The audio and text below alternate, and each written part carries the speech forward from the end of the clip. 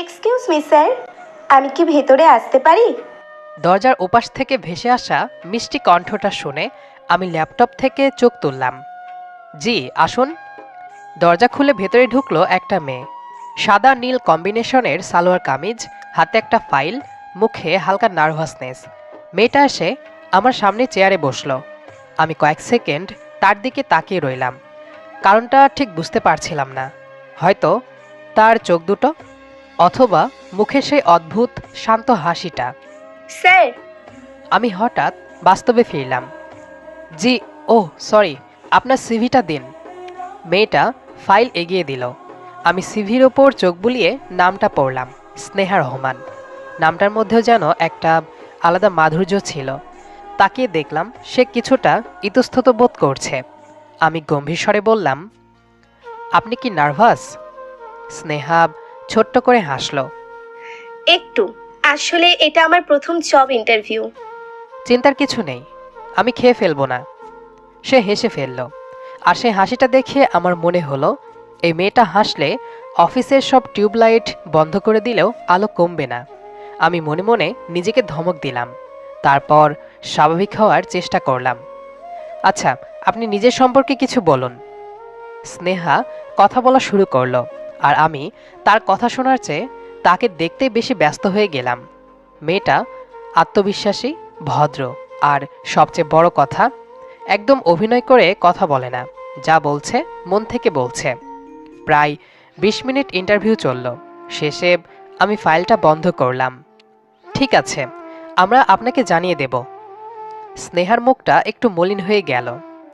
জি sir. সে উঠে দাঁড়ালো, দরজার কাছে গিয়ে আবার ঘুরে তাকালো। আসি স্যার, ধন্যবাদ। ওয়েলকাম। সে চলে গেল। দরজাটা বন্ধ হওয়ার পরও আমি কয়েক সেকেন্ড সেদিকেই তাকিয়ে রইলাম। তারপর নিজের অজান্তেই বলে উঠলাম, মেয়েটাকে না নিলে কোম্পানিরই ক্ষতি। পাশ থেকে আমার বন্ধু রাহাত বলে উঠল, কোম্পানির ক্ষতি নাকি তোর? আমি কাশি দিয়ে গম্ভীর হওয়ার চেষ্টা করলাম। অফিসিয়াল কারণে বলেছে। বুঝেছি। রাহাতের মুখের হাসি দেখে বুঝলাম কিছুই লুকাতে পারেনি। রাহাত হচ্ছে এই কোম্পানির এইচআর ম্যানেজার। ইন্টারভিউ নেওয়ার সময় দুজন একসাথেই নেই। সেদিন রাতে বাসায় ফিরেও অদ্ভুতভাবে বারবার একটা নামে মাথায় ঘুরছিল, স্নেহা। বিষয়টা আমার নিজের কাছেই অদ্ভুত লাগছিল। একটা ইন্টারভিউ, মাত্র ২০ মিনিটের পরিচয়, এর বেশি কিছুই তো না। তাহলে কেন বারবার মেয়েটার হাসিটা মনে পড়ছে? কেন তার সে নার্ভাস মুখটা চোখের সামনে ভেসে উঠছে? আমি বিছানায় শুয়ে মোবাইল হাতে নিয়ে অনেকক্ষণ এপাশ ওপাশ করলাম, কিন্তু ঘুম আর এলো না। শেষ পর্যন্ত বিরক্ত হয়ে উঠে বসে গেলাম। নিজেকেই বললাম, আবির, তোর কি হয়েছে? কিন্তু কোনো উত্তর পেলাম না। শুধু মনে হলো অনেকদিন পর কাউকে দেখে আমার ভেতরটা একদম অদ্ভুতভাবে নড়ে উঠেছে। পরদিন সকাল, অফিসে ঢুকেই সবার আগে রাহাতের কেবিনে গেলাম। রাহাত তখন কফি খাচ্ছিল। আমাকে দেখে ভ্রু উঁচু করল। কি ব্যাপার, সকাল সকাল আমার কেবিনে? কালকে যে ইন্টারভিউ হয়েছিল সেগুলোর ফাইনাল লিস্ট রেডি? রাহাত কফির মগ নামিয়ে রহস্যময় হাসি দিল। কোন ইন্টারভিউটার কথা বলছিস? সবগুলোর। ও আচ্ছা, স্নেহা রহমানেরটা বলছিস? আমি চোখ ছোট করে তার দিকে তাকালাম। এই নামটা আলাদা করে কেন বলছিস? কারণ তোর মুখে এই নামটা লেখা আছে। ফালতু কথা বলিস না। ফালতু কথা না। কালকে মেয়েটা বের হওয়ার পর ৫ মিনিট দরজার দিকে তাকিয়েছিলি, আমি সব দেখেছি। আমি কিছু বললাম না। রাহাত এবার হেসে উঠল। চিন্তা করিস না, মেয়েটা সত্যিই ভালো, কাজও পারে। আমরা তাকেই সিলেক্ট করেছি। কথাটা শুনে অদ্ভুত একটা স্বস্তি পেলাম, যেন বুকের ভেতর চাপা পড়ে থাকা কিছু একটা হালকা হয়ে গেল। কিন্তু সেই স্বস্তিটা আমি মুখে প্রকাশ করলাম না। আমি গম্ভীর গলায় বললাম, গুড, যোগ্য প্রার্থীকে সুযোগ দেওয়া উচিত। অবশ্যই, বিশেষ করে যখন বস সাহেব আগ্রহ দেখান। রাহাত।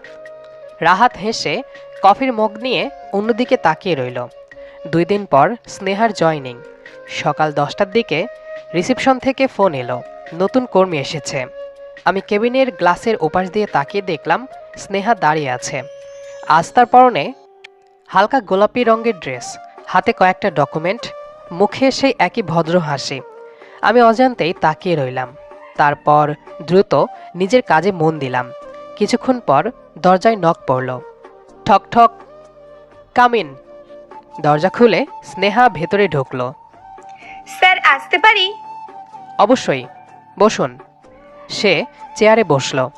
তার চোখে আজ প্রথম দিনের উত্তেজনা আর ভয় দুটোই স্পষ্ট। আমি ফাইল দেখতে দেখতে বললাম, প্রথম দিন বলে নার্ভাস লাগছে? স্নেহা হালকা হেসে মাথা নেড়ে বলল, একটু তো লাগছেই। ভয় পাওয়ার কিছু নেই, এখানে সবাই অনেক সাপোর্টিভ। স্নেহা হালকা হাসল। আমি ইন্টারকমে রাহাতকে কল দিলাম। রাহাত, একবার আমার কেবিনে আয়। 2 মিনিটের মধ্যেই রাহাত এসে হাজির। কি হলো? স্নেহার ডিপার্টমেন্ট, ডেস্ক আর টিমের ব্যাপারগুলো বুঝিয়ে দে। রাহাত আমার দিকে একবার তাকালো, তারপর স্নেহার দিকে। মুখে এমন একটা হাসি ফুটল যেটা আমার মোটেও ভালো লাগলো না। অবশ্যই, নতুন এমপ্লয়ীদের জন্য তো আমরা আছি। আমি ভ্রুকুচকে তার দিকে তাকালাম। সে এমন ভাব করলো যেন কিছুই বুঝতে পারেনি। কিছুক্ষণ পর স্নেহা নিজের ডেস্কে চলে গেল। আমার কেবিন থেকে পুরো অফিস ফ্লোর দেখা যায়। কাজ করার চেষ্টা করছিলাম, কিন্তু অদ্ভুতভাবে চোখ বারবার ওই দিকেই চলে যাচ্ছিল। নতুন জায়গা বলে স্নেহা সবার সাথে খুব সাবধানে কথা বলছে। কাউকে কিছু জিজ্ঞেস করার আগে দুবার ভাবছে। ফাইল ধরছে এমনভাবে যেন ভুল করলে পৃথিবীর সবচেয়ে বড় অপরাধ হয়ে যাবে। আমি নিজের অজান্তেই হেসে ফেললাম। মেয়েটা সত্যিই অন্যরকম। লাঞ্চ টাইমে রাহাত আবার আমার কেবিনে ঢুকলো। চল খেতে যাই। তুই যা, আমি পরে খাবো। পরে খাবি নাকি কারোর জন্য অপেক্ষা করছিস? বেশি কথা বলিস না। আচ্ছা, একটা কথা বল, কি? মেয়েটাকে পছন্দ হয়েছে তোর? আমি ফাইলের দিকে তাকিয়ে বললাম, অফিসে এসব নিয়ে কথা বলতে চাই না। তার মানে উত্তর হ্যাঁ? মানে টানে কিছু না, যা এখান থেকে। রাহাত হেসে বেরিয়ে গেল। বিকেলের দিকে একটা ছোট্ট ঘটনা ঘটল। আমি একটা রিপোর্ট দেখছিলাম, হঠাৎ দরজায় নক। কামিন। দরজা খুলে স্নেহা ভিতরে এলো। তার হাতে কয়েকটা ফাইল, মুখে হালকা অস্বস্তি। স্যার একটু হেল্প লাগবে। বলুন। এই সফটওয়্যারটার একটা অংশ বুঝতে পারছি না। আমি চেয়ার থেকে উঠে তার পাশে গিয়ে দাঁড়ালাম। সে ল্যাপটপটা আমার দিকে ঘুরিয়ে দিল। আমি বিষয়টা বুঝিয়ে দিতে শুরু করলাম, কিন্তু সমস্যা হলো স্নেহা এত মনোযোগ দিয়ে শুনছিল যে আমি কয়েকবার কি বলছিলাম ভুলে যাচ্ছিলাম। তার চুলের হালকা শ্যাম্পুর গন্ধ ভেসে আসছিল, আর সে যখন কিছু না বুঝে ভ্রু কুঁচকাচ্ছিল তখন তাকে আরও বেশি মায়াবী লাগছিল। আমি দ্রুত নিজেকে সামলে নিলাম। এখন বুঝতে পেরেছেন? স্নেহার মুখ উজ্জ্বল হয়ে উঠল। জি স্যার, এখন একদম ক্লিয়ার। গুড। ধন্যবাদ স্যার। It's okay. চলে যাওয়ার সময় আবার ঘুরে তাকালো। স্যার, জি? সবাই বলেছিল আপনি নাকি খুব স্ট্রিক্ট। তারপর? স্নেহা মুচকি হাসল। আমার তো তা মনে হচ্ছে না। কথাটা বলেই সে বেরিয়ে গেল, আর আমি কয়েক সেকেন্ড চুপচাপ দাঁড়িয়ে রইলাম। অদ্ভুত ব্যাপার হলো, একটা সাধারণ বাক্য কখনো কখনো পুরো দিনটা ভালো করে দিতে পারে। সেদিন অফিস ছুটির পরও আমি কেবিনে বসেছিলাম। হঠাৎ গ্লাসের ওপারে চোখ গেল। পুরো ফ্লোর প্রায় খালি, কিন্তু স্নেহা এখনও নিজের ডেস্কে বসে কাজ করছে। ঘড়িতে তখন সন্ধ্যা 6:30। আমি অবাক হয়ে বাইরে বের হলাম। তার ডেস্কের সামনে গিয়ে দাঁড়াতেই সে চমকে মাথা তুলল। এখনো বাসায় যাননি? স্নেহা একটু অপ্রস্তুত হয়ে বলল, একটা রিপোর্ট শেষ করছিলাম স্যার। প্রথম দিনেই ওভারটাইম? স্নেহা লজ্জা পেয়ে হাসল। কাজটা শেষ না করে যেতে ইচ্ছে করছিল না। আমি কিছুক্ষণ তার দিকে তাকিয়ে রইলাম, তারপর বললাম, কাজের প্রতি দায়িত্ববোধ ভালো, কিন্তু নিজের প্রতিও দায়িত্ব আছে। এখন ল্যাপটপ বন্ধ করুন, বাসায় যান। কিন্তু এটা বসের অর্ডার। সে হেসে ফেলল। Okay sir. আমি মাথা নেড়ে নিজের কেবিনে ফিরে এলাম, কিন্তু সেদিন বাসায় ফেরার পথে বারবার একটা কথাই মনে হচ্ছিল, মেয়েটা অন্যদের মতো না। এই শহরে সবাই কাজ করে নিজের দায়িত্ব পালন করার জন্য, কিন্তু স্নেহার মধ্যে একটা আলাদা আন্তরিকতা আছে। সে কাজটাকে শুধু চাকরি হিসেবে দেখছে না, নিজের একটা অংশ বানিয়ে ফেলতে চাইছে। এরপর দিনগুলো দ্রুত কেটে যেতে লাগলো। সপ্তাহে 2-3 বার টিম মিটিং হতো। আগে এসব মিটিং আমার কাছে খুবই সাধারণ একটা ব্যাপার ছিল, কিন্তু এখন অদ্ভুতভাবে মিটিংয়ের সময়টুকুর জন্য অপেক্ষা করতাম, কারণ সেখানে স্নেহাও থাকতো। কনফারেন্স রুমে সবাই যখন নিজেদের আইডিয়া শেয়ার করত, স্নেহা প্রথম দিকে খুব কম কথা বলতো, কিন্তু আমি লক্ষ্য করলাম সে চুপচাপ থাকলেও সবকিছু মন দিয়ে শোনে, আর যখন কোনো মতামত দেয় তখন সেটা ভেবেচিন্তেই দেয়। একদিন মিটিংয়ে একটা প্রজেক্ট নিয়ে আলোচনা হচ্ছিল। পুরো টিম একটা বিষয় নিয়ে আটকে ছিল।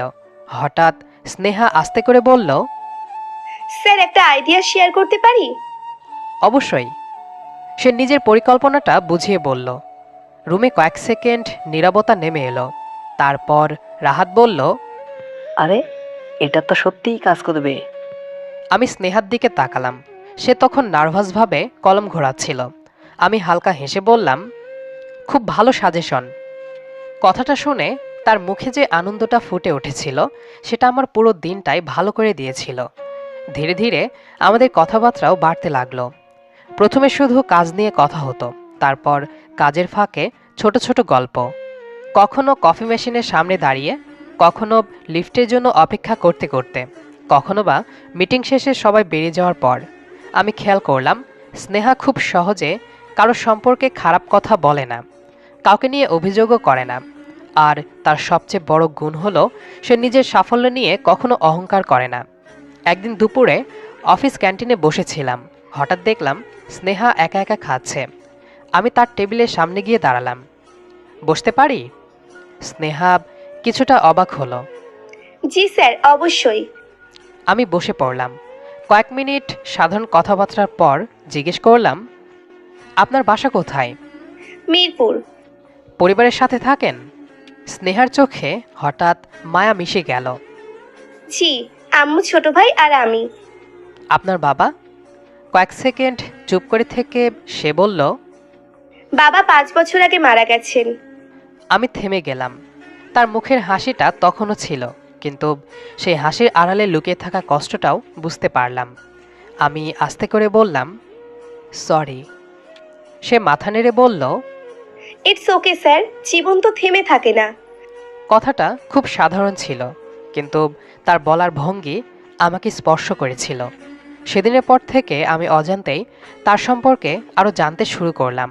সে কি পছন্দ করে, কি খেতে ভালোবাসে, অফিস শেষে বাসায় গিয়ে কি করে, ছোট ভাইটা কোন ক্লাসে পড়ে, তার আম্মুর শরীর কেমন, এমনকি কোন গান শুনতে ভালো লাগে সেটাও একদিন জেনে ফেললাম।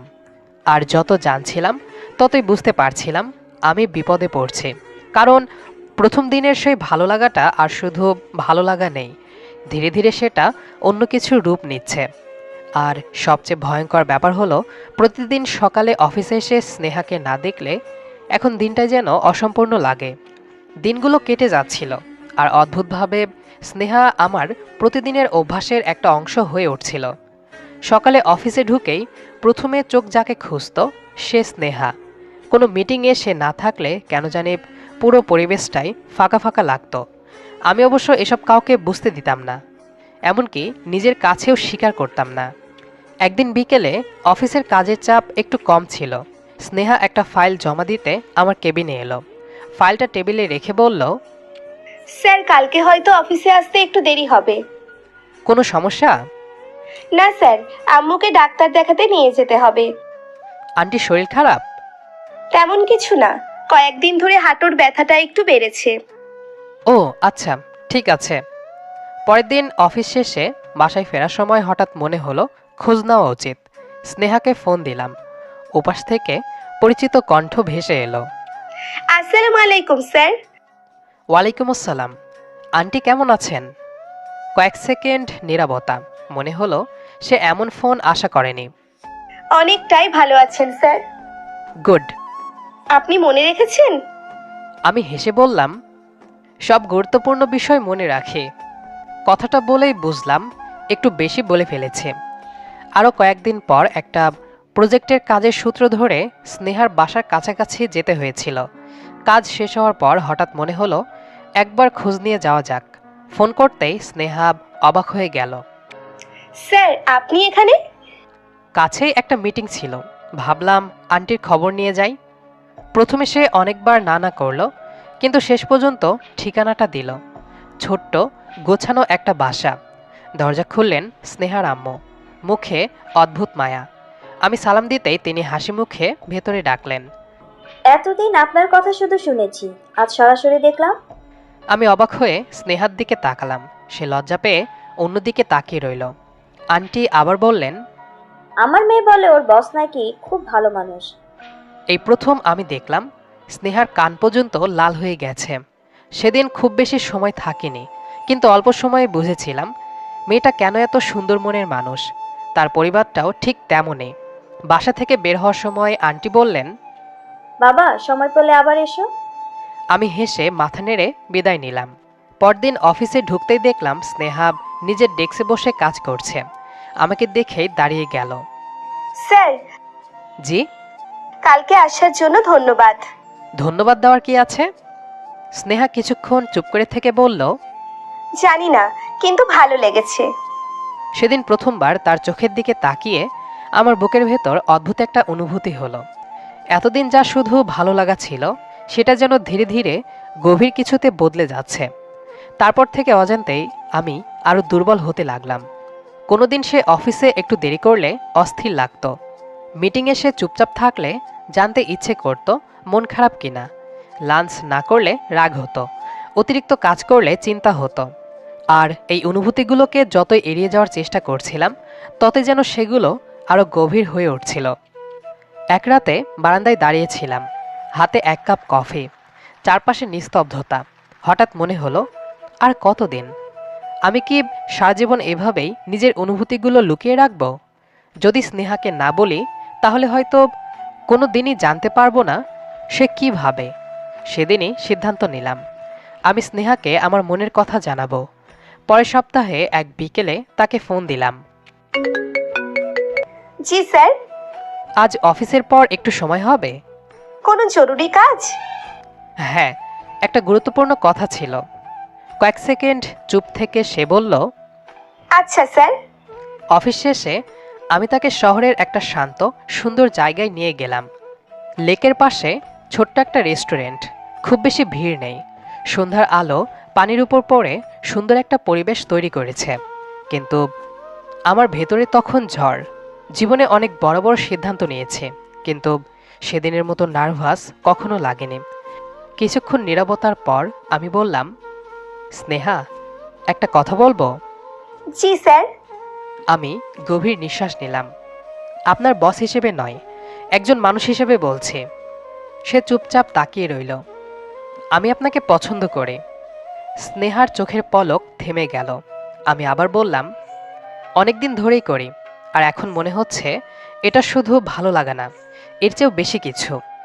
আমি চাই আপনি আমার জীবনের অংশ হন। কথাগুলো বলার পর মনে হলো বুকের ওপর থেকে বিশাল একটা বোঝা নেমে গেছে। কিন্তু স্নেহার মুখের দিকে তাকিয়ে আমার হাসিটা ধীরে ধীরে মিলিয়ে গেল। কারণ সে হাসছিল না, বরং তার চোখে অদ্ভুত একটা কষ্ট দেখা যাচ্ছিল। স্নেহা ধীরে ধীরে বলল, স্যার প্লিজ এমন বলবেন না। আমি থমকে গেলাম। কেন?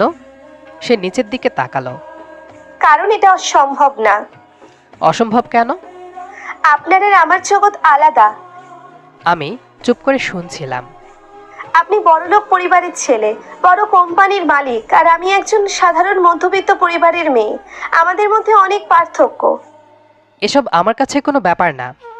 স্নেহা মাথা নেড়ে বলল। কিন্তু আমার কাছে ব্যাপার। আমি তাকে অনেক বোঝানোর চেষ্টা করলাম। আমি মানুষকে দেখি, তার অবস্থানকে না।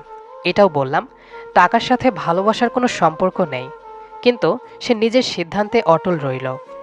শেষে আস্তে করে বলল, আপনি খুব ভালো মানুষ স্যার, তাই চাই না পরে কোনোদিন আপনার জীবনের সমস্যার কারণ হই। আমাকে ক্ষমা করবেন, আপনি আমার থেকেও ভালো কাউকে রিজার্ভ করেন। সেদিন বাসায় ফেরার সময় জীবনে প্রথমবার নিজেকে এতটা অসহায় মনে হয়েছিল। তারপর কয়েক সপ্তাহ কেটে গেল। স্নেহা প্রতিদিন অফিসে আসতো, সব কাজ করত, সব মিটিংয়েও থাকতো। কিন্তু আমাদের মাঝখানে একটা অদৃশ্য দেওয়াল তৈরি হয়ে গিয়েছিল। আগে যেখানে ছোট ছোট বিষয়ে কথা হতো, এখন শুধু প্রয়োজনীয় কথাই হতো। আগে সে আমার কেবিনে এসে গল্পের ছলে কিছু জিজ্ঞেস করত, এখন ইমেইল করে। আগে চোখে চোখ পড়লে হাসতো, এখন দ্রুত অন্যদিকে তাকিয়ে নাই। আর আমি প্রতিদিন আরও অস্থির হয়ে উঠছিলাম। কাজে মন বসছিল না, রাতে ঘুম আসতো না, মিটিংয়ে মনোযোগ হারিয়ে ফেলতাম। কয়েকবার একই ফাইল ভুল করে সাইন করে ফেলেছে।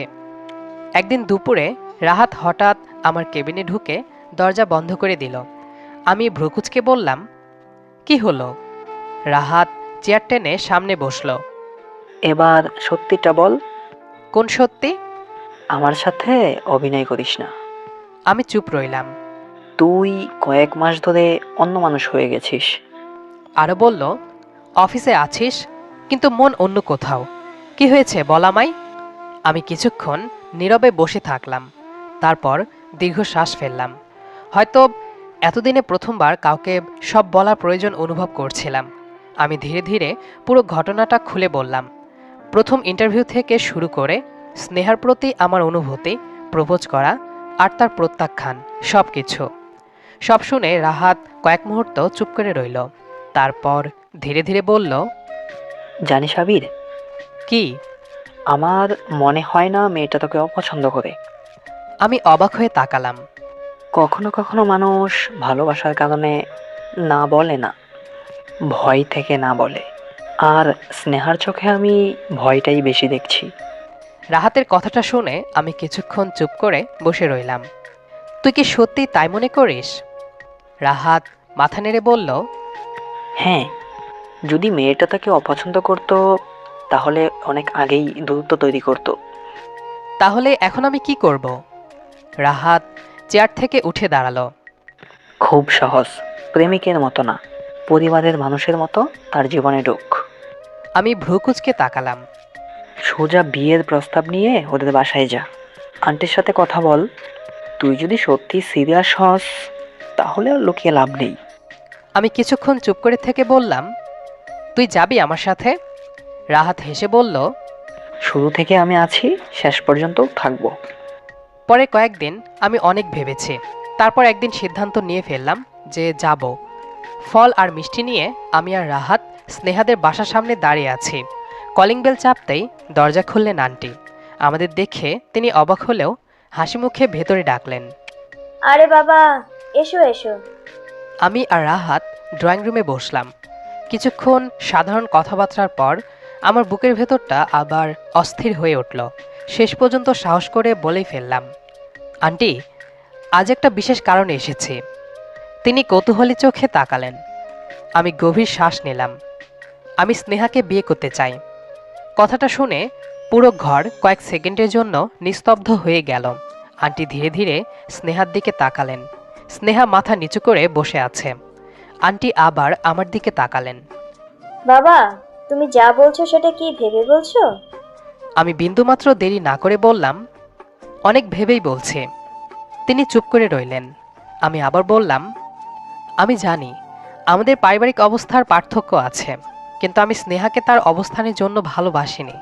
আমি তাকে ভালোবেসেছি তার মানুষটাকে। পাশ থেকে রাহাতও বলল, আন্টি, আমি আবিরকে অনেক বছর ধরে চিনি। ও যা বলছে মন থেকে বলছে। আন্টি দীর্ঘশ্বাস ফেললেন। আমি আবার বললাম, আমি কথা দিচ্ছি স্নেহার কোনো স্বপ্ন ভাঙতে দেব না, তাকে কখনো একা ফেলে যাব না। আমার কথাগুলো শুনে আন্টির চোখ ভিজে উঠল। কিছুক্ষণ পর তিনি আস্তে করে বললেন, আমার আপত্তি নেই বাবা। আমার বুকের ভেতরটা ধক করে উঠল। আন্টি হালকা হেসে বললেন, কিন্তু শেষ সিদ্ধান্ত আমার মেয়ের। ঘরে উপস্থিত সবাই একসাথে স্নেহার দিকে তাকালাম। স্নেহা তখনও মাথা নিচু করে বসে আছে। কয়েক মুহূর্ত পর সে ধীরে ধীরে মাথা তুলল। আমাদের চোখাচোখি হলো। আমি কিছু বললাম না, শুধু তাকিয়ে রইলাম। স্নেহার চোখ দুটো ভিজে উঠেছে। সে কিছুক্ষণ আমার দিকে তাকিয়ে থেকে আস্তে করে বলল, যদি আম্মু রাজি থাকেন তাহলে আমারও আপত্তি নেই। কথাটা শোনার পর মনে হলো পৃথিবীর সব শব্দ হঠাৎ থেমে গেছে। শুধু বুকের ভেতর হৃদস্পন্দনের শব্দ শুনতে পাচ্ছিলাম। রাহাত সবার আগে হেসে উঠল। তারপর শুরু হলো দুই পরিবারের আনুষ্ঠানিক কথাবার্তা।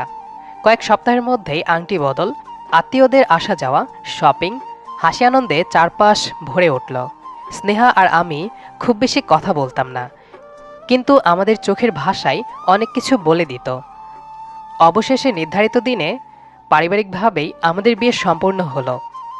বিয়ের সব আনুষ্ঠানিকতা শেষ হতে হতে রাত অনেক হয়ে গেছে।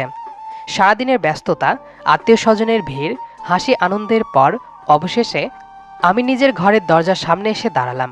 হৃদস্পন্দনটা অদ্ভুতভাবে বেড়ে যাচ্ছিল। ধীরে ধীরে দরজা খুলে ভেতরে ঢুকলাম। ঘরটা ফুল দিয়ে সাজানো, হালকা সুগন্ধে চারপাশ ভরে আছে। বিছানার একপাশে বসে আছে স্নেহা। লাল শাড়িতে তাকে অসম্ভব সুন্দর লাগছে। আমাকে দেখে সে মাথা নিচু করে ফেলল। আমি কয়েক সেকেন্ড চুপচাপ দাঁড়িয়ে রইলাম। তারপর ধীরে ধীরে গিয়ে তার সামনে বসলাম। এত চুপচাপ কেন?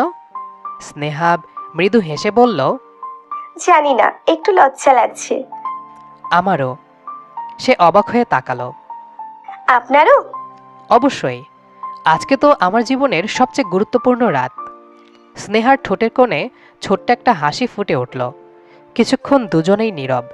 তারপর আমি আস্তে করে বললাম, একটা কথা বলি। বলুন।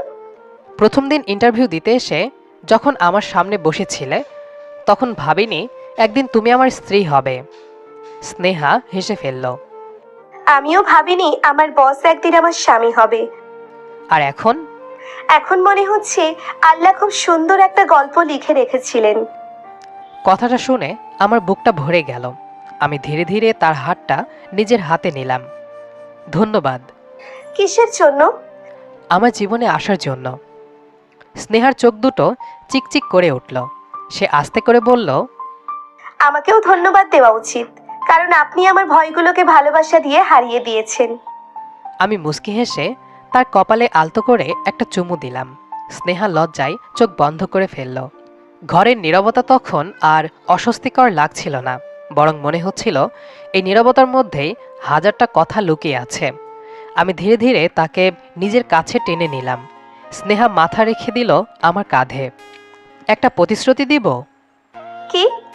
জীবনের যে অবস্থাতেই থাকি, তোমার হাত কখনো ছাড়ব না। স্নেহা আমার দিকে তাকিয়ে মৃদুস্বরে বলল, আমিও। বাইরে তখন গভীর রাত, আর ঘরের ভেতরে দুজন মানুষের নতুন জীবনের শুরু। ভালোবাসা, বিশ্বাস আর একসাথে পথ চলার প্রতিশ্রুতি নিয়ে। স্নেহা আর আমার এই ছোট্ট মিষ্টি জীবনের গল্পটা তো আপনারা শুনলেন। কখনো কখনো জীবনের সবচেয়ে সুন্দর অধ্যায়গুলো একদম সাধারণ কিছু মুহূর্ত থেকেই শুরু হয়, যেমনটা আমাদের হয়েছিল। অফিসের সেই ব্যস্ত দিনগুলো থেকে শুরু করে আজকের এই একসাথে পথ চলা, পুরো জার্নিটাতেই আপনাদের পাশে পেয়ে খুব ভালো লেগেছে। গল্পটা যদি আপনাদের মনের কোথাও একটু দোলা দিয়ে থাকে, তাহলে ঝটপট একটা লাইক দিন, আর কেমন লাগলো তা কমেন্ট করে আমাদের জানাতে একদম ভুলবেন না কিন্তু। আপনাদের এক একটি মন্তব্য আমাদের ভীষণ অনুপ্রেরণা দেয়। আর হ্যাঁ, এই আদুরে ভালোবাসার গল্পটি যদি আপনার বন্ধুদের সাথেও ভাগ করে নিতে চান, তবে এখনই শেয়ার করে দিন। আমাদের এমন আরও সুন্দর সুন্দর গল্পের অংশ হতে এখনই চ্যানেলটি সাবস্ক্রাইব করে রাখুন এবং পাশে থাকা বেল আইকনটি অন করে দিন। আজ তবে আসি। সবাই ভালো থাকবেন, সুস্থ থাকবেন এবং ভালোবাসায় থাকবেন। আল্লাহ হাফেজ।